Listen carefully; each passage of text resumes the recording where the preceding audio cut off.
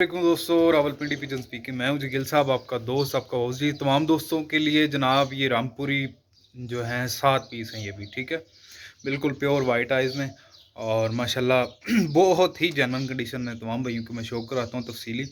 तो शौक करने से पहले तमाम दोस्त रावलपिंडी पिजन स्पीकिंग मेरे चैनल को लाइक करें, सब्सक्राइब करें जी। आज मैं आपको तफसीली शौक कराता हूँ, शौक करें माशाल्लाह, और जिसको समझ में आए वो भाई रब्ता करे, ठीक है। बहुत शुक्रिया जी, आए शौक कर जी। दोस्तों माशाल्लाह ये देख लें, ये 7 पीस हैं, 2 इसमें ये टेडी बचे हैं, ठीक है। बाकी जो है 5 रामपुरी हैं जेन्युइन, बिल्कुल प्योर कंडीशन में। ये देख लें, बिल्कुल वाइट आइज़ हैं इनकी, ठीक है, और पर पुर्जा हड्डी हर चीज़ की गारंटी है माशाल्लाह।